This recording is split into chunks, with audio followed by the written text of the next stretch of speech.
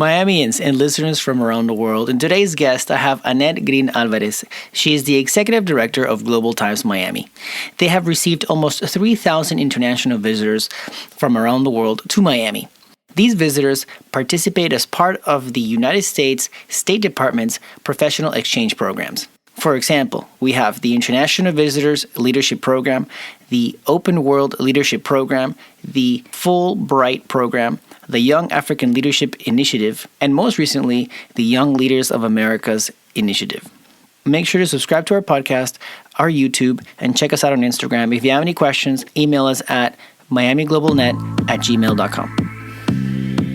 Welcome to Miami Global Net Podcast, where we showcase the people and organizations that support Miami's international landscape. Learn from local business owners, startups, diplomats, and community leaders. Get to know the tools and services that are out there that help you invest and grow in South Florida.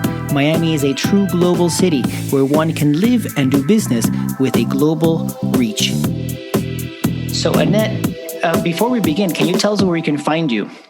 Yes, we're on the web at www.globaltiesmiami.org, and we have a pretty good presence on social media too. So if you like to get your news from Twitter or Facebook or Instagram, just search Global Ties Miami, and we'll pop up and start following us.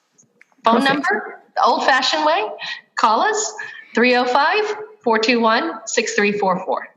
Perfect. And you'll be able to find all those on the show notes so that you'll be able to pull the information from there. So, Annette, how are you doing today? I'm great, Alejandro. Thanks for asking. Good. How is Global Times Miami doing? Well, I have to say we're doing well, but we're doing things very differently. No international visitors, no in-person events. So it's a much different rhythm for us, but we're keeping ourselves busy nonetheless. You know, I want to dive into those almost 3,000 visitors you've received, but I want our listeners to know first a little bit about who you are and your background. And are you local Miamian? I'm not, but I've lived here 21 years. I am originally from New Orleans. Nice. Have you enjoyed those? Mardi Gras. Yes, Mardi Gras. Yeah, I did growing up, and it's been fun. And as an adult, enjoy it in a whole different dimension than you do as you're a kid. It used to be a lot more family friendly, and it's it's taken on different dimensions through the years. But yeah, New Orleans is an amazing place to live, and I think if anything, it prepared me to live in Miami and prepared me to be in contact with so many different types of people from all walks of life. But yeah, I love New Orleans. I'm always a New Orleanian, but happy to live in Miami. Is there a lot of big differences or similarities that you found over your time here? I think that there are certainly big differences and there are similarities. I mean, I actually had a mother who was Cuban, but she never lived here in Florida. She left Cuba in probably 1958 or so and went to New Orleans. And so I grew up hearing Spanish and having Cuban food. And so I had that similarity and commonality when I moved to Miami. But people are friendly and warm, and I find the same thing here. So, but it was different with, certainly we had, maybe I knew of 5 Cubans in New Orleans, and then here it's, 50,000. So it was still a bit of a culture shock to move here, but Miami's a great place. I mean, when I moved here 21 years ago, I really thought it was the city of the future, the way a lot more cities were going to be in the United States. And I'm excited that I think we're there. Oh, I agree. I mean, Miami is growing really fast, and there's people from all over the world, which is pretty cool. And we're truly global international city, so it's pretty cool. So your background in your studies, did I see somewhere Texas A&M University? Nice. Yes, in College Station, Texas. I actually studied modern languages, but I got there in a circuitous route. I started in political science and then realized I just thought that was a really great subject, and I didn't think I wanted to teach or go to law school. And took another look at another major, and then ended up kind of cobbling something together with French studies and minor in marketing, and getting out and then going into the hotel industry for work. So back then there weren't as many, I don't want to say there weren't as many options, but you didn't have the ways to find those things out that you have now. There was no internet. No Google, no search. You look through your college catalog, you read things. So, my path was maybe a little unorthodox, but it was the right one for me. And from there to the hotel industry and global ties, how did you guys meet? Yeah, actually, my husband and I had just started dating. We were in New Orleans, and we went to dinner at the home of some of his friends. And at that dinner, there was the couple that invited us, my husband and myself, and a special guest. And that guest happened to be the Minister of Textiles for the country of India. And we had the most enjoyable evening, getting to know him, talking to him, finding common denominators. And when we left, I thought, when would you ever just randomly have dinner with a minister from India?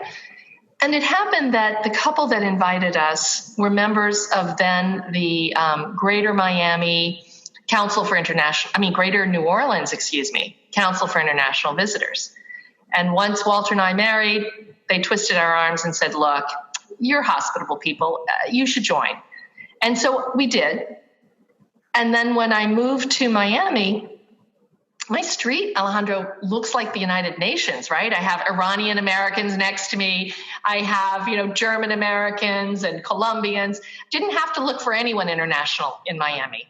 But actually, the organization ended up finding us. And when we explained to someone that was telling us about this amazing organization then called the Miami Council for International Visitors, and my husband looked and he said, we were members in New Orleans. And the gentleman was his name was Gary Rovin. He was then president. He couldn't believe it because nobody knows about these organizations like ours. And so he looked straight at my husband and he said, would you like to be on the board? And I raised my hand. I said, I'd love to. So he got me. And that's how, between hosting in New Orleans, hosting people for dinner over and over again when we were newly married and raising our family, then moving to Miami, and we literally just stumbled upon knowing that there was a council here. And the council is related to Global Ties Miami? Yes. We are the council back then in New Orleans, it's since changed its name too, was the Greater New Orleans Council for International Visitors. The council here in Miami at the time, 21 years ago, was the Miami Council for International Visitors. So you see this for international visitors connection. They were in the same network organization, which hosted State Department invitees on professional international exchanges. So since then, there have been name changes to better reflect what we do. But the legal name of Global Ties Miami is still the Miami Council for International Visitors. Got you. Okay. And I also saw 60 years anniversary a couple of years ago was celebrated, no? Yes. Congratulations, yes. 2 years. Thank you. Yeah. I've been executive director a long time, but not for 60 years. But I'm proud to lead an organization that has had this kind of commitment and belief that building bridges between people around the world is the right thing to do. And the privilege we have to do that in South Florida with up-and-coming rising leaders around the world is one that no one's ever taken for granted in the 60-plus years now that we've done this kind of work. Did you guys do any sort of celebration for 60 years? We actually we had a reception and a celebration in conjunction with the Diplomacy Begins Here Summit that we hosted in Miami in November 2018, along with the State Department and Global Ties US. So yeah, it was a nice little event at the Wolfsonian, and there's a Wolfson family connection too to our work. But so we did it at the Wolfsonian. We showed a beautiful film called 10 Days to Friendship, which is actually a documentary that was done in 1968. And it is in the Wolfson archives. So that's still visible. So I'm giving a plug for that. And next month, we're going to mention that again in our newsletter. But yeah, we did do a celebration. We're not big rah, rah, rah people. We don't call a lot of attention to ourselves. We like to call attention to the work that we do. The Wolfsonian, we're talking about the Wolfsonian in Miami Beach. Yes. Yeah. So it's important, I think, maybe that I make that connection here now that we're talking about the Wolfsonian. It was Frances Wolfson, who was essentially the first lady of Miami Beach. Her husband, Colonel Wolfson, had been mayor of Miami Beach, who was very interested in strengthening ties with international visitors. I guess she had welcomed a lot of them. They traveled widely. And she had formed an organization on the beach that did just that. And then there was an entity in Miami that came out of a gentleman who worked at the YMCA, who saw a lot of international students that were living at the Y, going to school, university, going back to the Y, and not doing anything else. And he actually got his friends to volunteer to take them sightseeing or host them for dinner. And at some point in the early 60s, these two organizations merged into the Miami Council for International Visitors. And Frances Wolfson was a driving force behind the organization. She was a president for a number of years, philanthropist with the organization. So we have an illustrious history, if you will, with a lot of movers and shakers in Miami that were involved in this. Former Mayor Maurice Ferre was a president in the 1970s of the organization. So we can drop some who's who's, but we really are clued into what type of work we do, and it's very important with the connections we make here. I visited the Wolfsonian last year. The Italian Consul General was hosting an event. And I didn't know about the Wolfsonian until I got invited to the event, and I got to take a little walk around and go to one of the event spaces and enjoy they were doing an art expo. Yes. They've been one on, they do so many. I mean, they have just a phenomenal collection, and Mickey Wolfson, the founder of that museum, he's a former State Department, actually. He worked for the State Department for a little while, I understand. But propaganda is one of the things that they have a lot of posters and so forth on propaganda from around the world. But yeah, it's another one of those hidden treasures in our own community. The building is very nice. Yeah, the building's a former storage facility, right, for moving and storage, where people used to be able to store their goods. I guess, and I'm hypothesizing here, but I think people used to maybe winter in Miami and live in other places, so there was a need for these secure vaults and things like that. So it's a very solid building. I can tell. You mentioned the Diplomacy Begins Here Summit. Is this something that Global Ties hosted? We did. We hosted it in conjunction with Global Ties US, which is our organization that we're a member of. It oversees a lot of the networks across the US, like Global Ties Miami in different cities and communities. And right now, this year, they're virtual. The summits, they've been put on pause like a lot of things. But we were looking at sustainability, and we were looking at what it takes to make a community sustainable, not just from the environmental impact, but for people and jobs and opportunities and what that looks like. So we looked at it from different angles, and it was very nice. We had a lot of people come in from across the country, other members of our network, and we had a number of locals attend the event. It's definitely something we enjoyed, and we may do again in the future. Is this something that you would do yearly or every other year? Because summits sometimes have that rotation. It doesn't have to be every year. It could be every 2 years. So it's competitive. It's something that we apply for through Global Ties US, and we give them reasons and justifications why this should be held here in South Florida. And there are 3 a year. So since we did it in 2018, I mean, our rotation would come up again in maybe 1 or 2 years. So it's not something that would be done every year or every other year. And we actually have to make sure we have community support for doing that, because we are a small organization. So just like a lot of larger events, finding sponsorships and raising funds to do this, you're kind of going out on a limb. But it was successful, and we know that should we throw our hat in the ring again, we would expect it to be successful.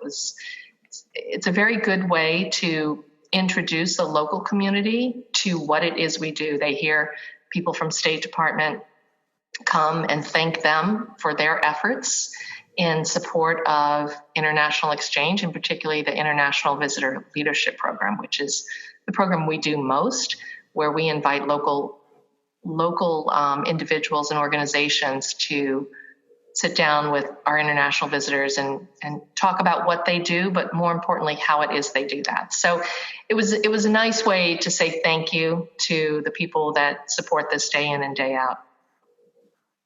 How are you guys connected to the government? So we're not connected to any local governments. We are, and we're not State Department.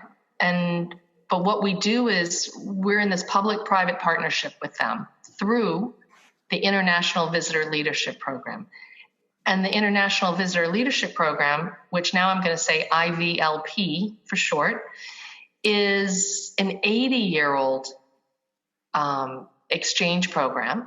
This year celebrating its 80th anniversary.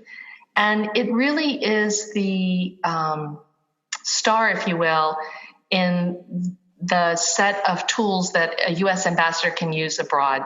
So because we are one of their partners for IVLP, that's how we have our relationship with the State Department. I wanted to say that the International Visitor Leadership Program is, when I said it was one of the U.S. ambassador's tools, meaning a tool for public diplomacy. You can talk about the U.S. all you want. You can, people from all around the world, they listen to our music, they see movies, they follow influencers now on social media, they read newspapers from around the world. But the ability to get to see the U.S. firsthand, particularly for people that are doing something notable in their career, in their country, to receive an invitation, because this is not something they can say, "Oh, I want to go. Can I nominate myself?" When they come back or return home, and they've had their debrief, almost without exception, people say, "I saw a side of the United States and its people that I never would have expected. I've just been blown away. I've been so surprised.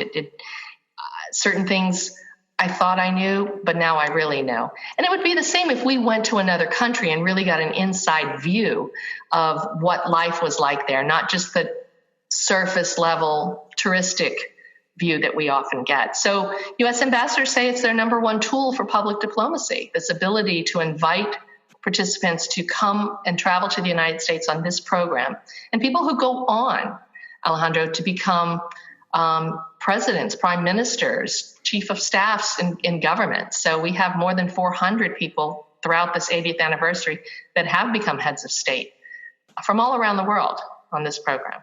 So we brag about Margaret Thatcher. She came to Miami when she was a young parliamentarian, and all her life she's spoken about how important getting to know the U.S. from that perspective was for her and her relationship with Americans.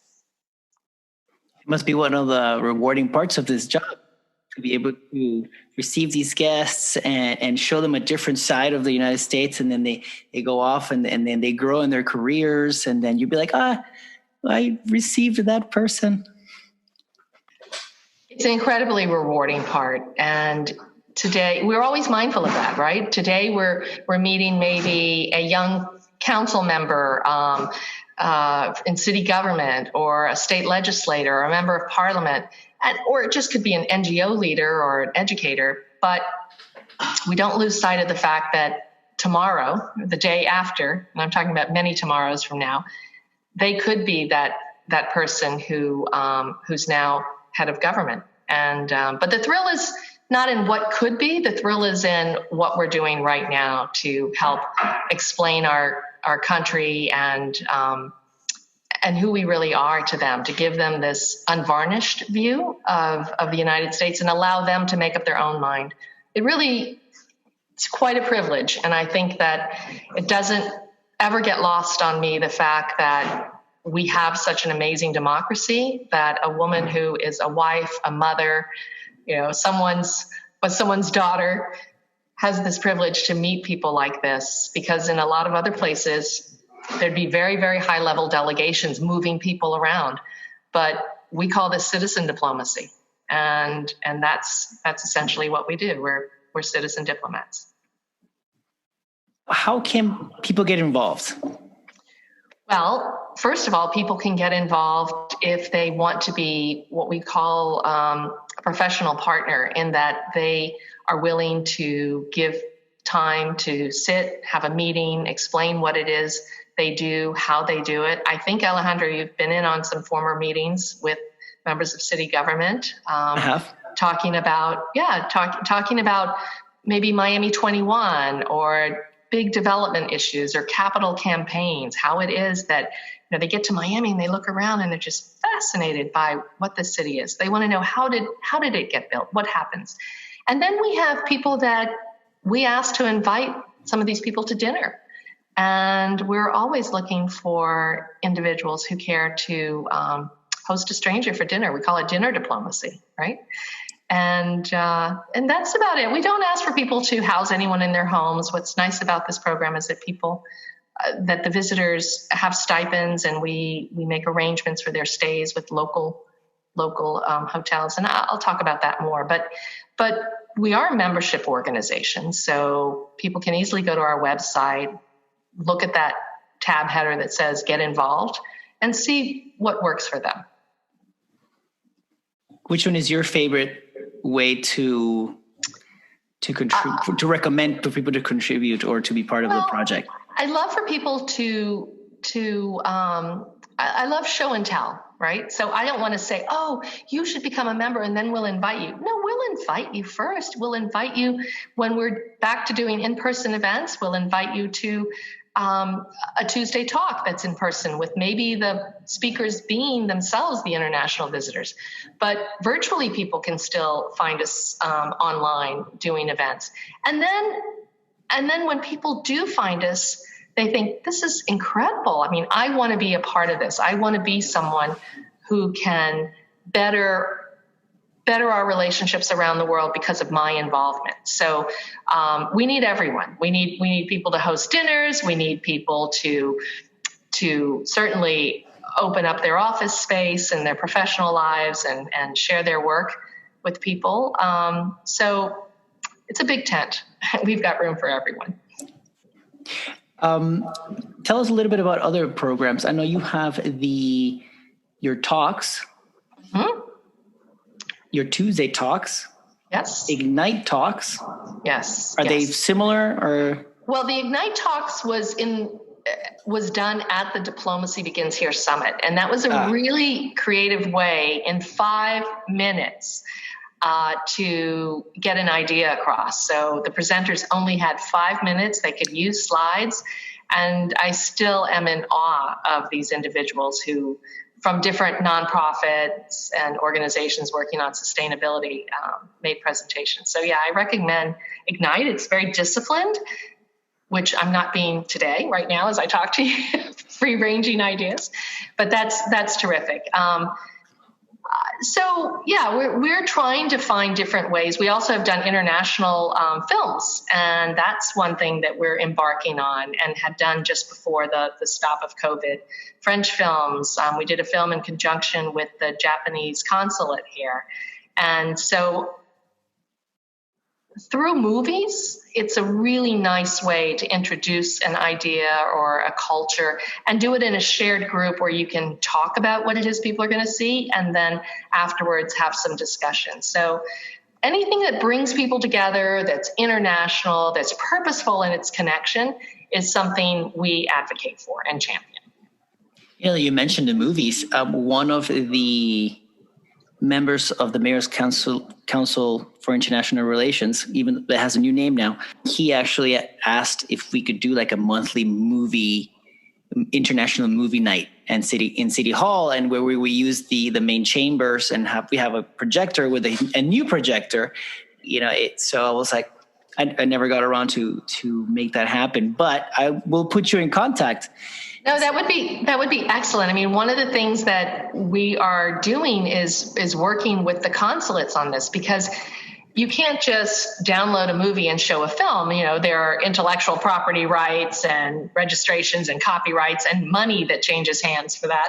But instead, we have a robust consular corps here, and they have films to show and promote. So we thought, well, we have people that like to see that. So again, we're not competing with any of the independent film venues that we have here, and they're great film venues like the Coral Gables Cinema, O Cinema, all different types of cinemas. We're just trying to do this from a point of introducing people to a different culture and having some education around that.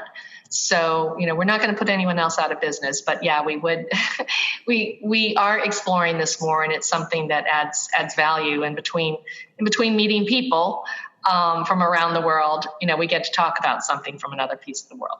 With the Peruvian consulate, we had one showing of a documentary of it's a combination of documentary and like a report on research done by a Peruvian scientist on the northern coastal study that he done on the marine life on the northern part of Peru. So we gave them the main chambers, and they did this whole presentation there. That was one occasion, and then they also brought another documentary based on how the wedding music in Peru was created. Wow. Apparently there was no traditional wedding music. So this family, which the name escapes me, they invested in creating music for their wedding, which then they later shared with the Peruvian community and people, and it became part of the culture. The world is a fascinating place. I mean, everything that we can learn, so many things we can learn, and the fact that people are so willing to share and talk about it is brilliant. We're very fortunate. And we almost do something with our Taiwanese friends. So I'm going to put you in contact with Julian Linares is his name. Okay. And then maybe when the COVID thing lifts, that'd be great. You guys can continue that, create some sort of partnership if you guys want about movies and love it, and culture sharing. Almost 3,000 guests. I'm guessing it went from meeting that Indian minister to opening up your life to so many interesting guests. I'm sure everyone has been super cool, because in my 2 years doing international relations for the city, I've met so many cool people. Is there someone or maybe a group that you'll be like, oh man, got to tell you about this guy, this girl, this woman? I know. I think the ones that have always stood out to me are those people that are coming to learn, because then they can go back and share and educate others. So there's this selflessness that just comes through some people just right away. You look at them and you feel this kind of, may sound new agey, but you feel this aura about these individuals who are making every minute of this program count. Now, when I say they come to Miami through the IVLP program, this is a 21-day program. So they may only spend 3 or 4 nights here. They've gone to Washington, D.C. They're traveled all over.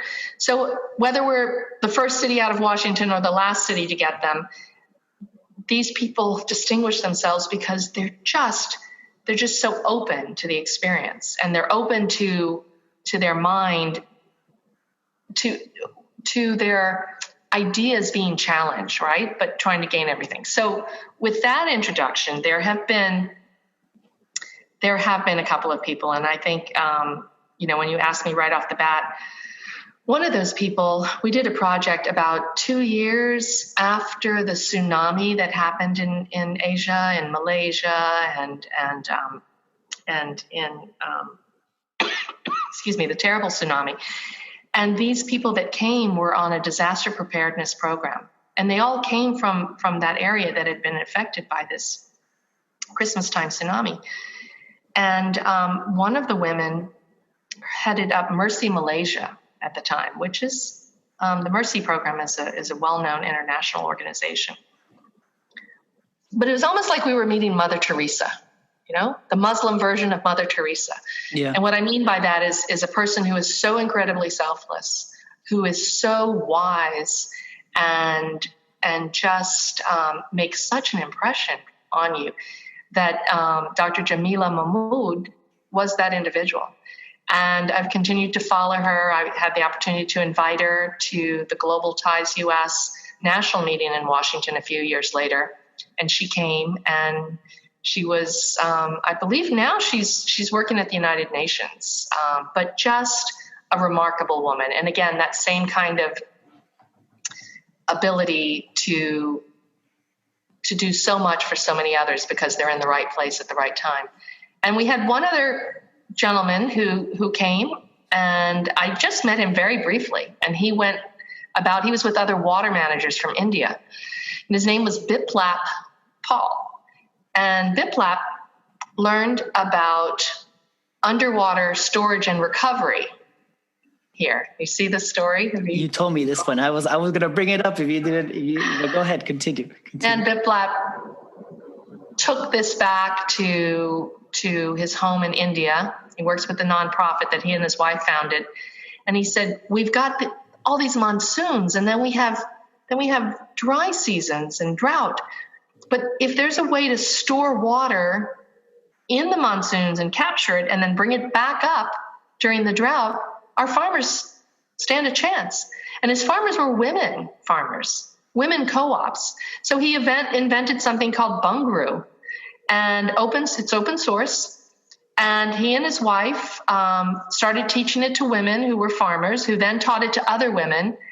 And this idea, which was conceived because of what he learned here, has gone on to help tens of thousands of farmers in India and then Africa as well be able to plant crops and feed people year round.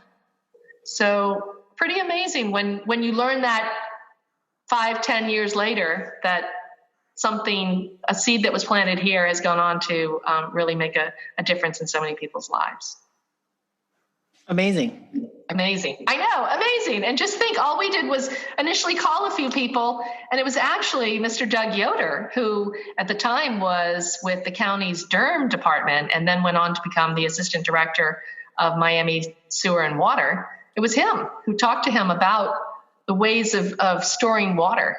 And we tried to get them together a couple of years ago because Biplap was coming on what they call a Gold Star tour back to the U.S., but unfortunately, Biplap's father took ill and passed away, and he did not leave India at that time. He has since come back to the U.S., but did not come to Miami. But anyway, it is remarkable, and this is one of the things too.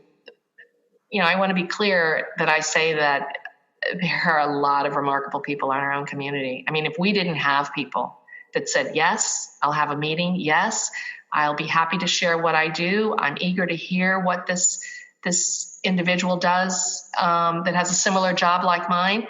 There'd be no reason for us to even exist if we didn't have people who stepped forward and said, sure, Annette, or to my staff, send these people. I'll be happy to meet them.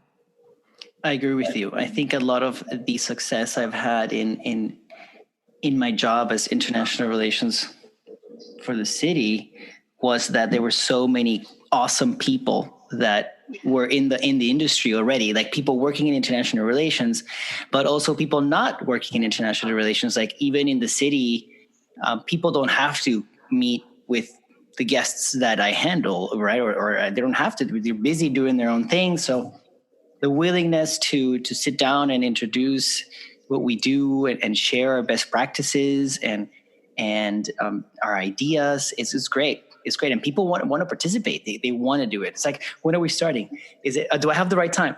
It's like, I'm big into like a big team. It's like, if it was just me by myself, it'd be impossible to do everything. So it's been awesome to meet people such as yourself. Thank you. That have really contributed to the community. I am really awestruck that I'm able to do this work and enjoy it day to day, be able to make a meaningful contribution through my efforts to connect other people, because that's where the real magic happens, right? When these connections are made and the aha moments are discovered. But so it never grows old. It's just different right now in the time of COVID-19. It's vastly different, but we are collecting stories that are just beautiful. We've gone out to what we call now our Miami alumni for the International Visitor Leadership Program and other exchanges that we've worked on. And we've asked them, what does this snapshot of time look like for you? And we've shared our thoughts with them, and we're getting back beautiful stories, and things that we look forward to sharing. We're collecting them. We'll put them in a format that we can share with a wider audience. But they remember how friendly people were, how open people were, and the warm smiles and the sunshine, and it goes a long way to. It seems rather simple sometimes, right? We can't bring everyone to the United States, nor could we, go before to other countries as widely. But it makes a big difference when people put out a warm handshake and say, "Welcome. We're glad you're here." So I imagine it takes a team to make all this magic happen, right? It does. I mean, from the board of directors and the people that support us in that way, giving us their advice and their good counsel, and to our young staff that helps us bring these programs to life. I like to say that we incubate young talent at Global Ties Miami, because if you're majoring in international relations or political science at our area universities, whether it's Miami-Dade College, FIU, Barry, even Lynn University, St. Thomas, a lot of times the path is get your degree and go somewhere else, right? Go to Washington or take that leap of faith and move away. But we offer this place where students can get practical, hands-on training in international relations through our efforts. So what they study in theory, they get to help us bring to life, whether it's a project on combating trafficking in persons or U.S. foreign policy initiatives. These are all subject matters, community policing, things that we work on day to day in the programs and projects for the International Visitor Leadership Program.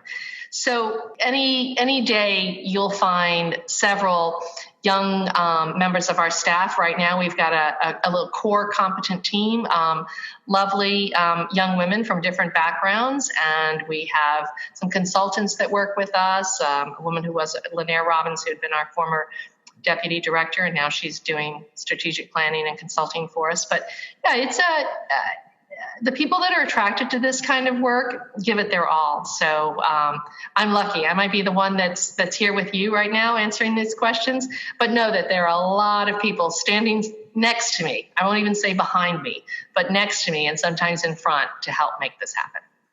I know you've had students there helping out. So there's a room. I mean, is there, like, the students apply? Do you post it on the university? How can students find you if they want to make that? I want to learn from Global Ties Miami. We have really good relationships with university professors, and a lot of them are the ones who will send the students my way. I've actually asked them to help me do this recruiting, because if I were to post something, I think I'd probably spend my whole day sifting through all of those applications to be an intern at Global Ties Miami. So I don't have the bandwidth to do that. We are small, but I do take recommendations and I do take them seriously. And we try to find a place for people. Our internships are unpaid internships, but most of the interns that work with us are getting class credit from their university for their internship.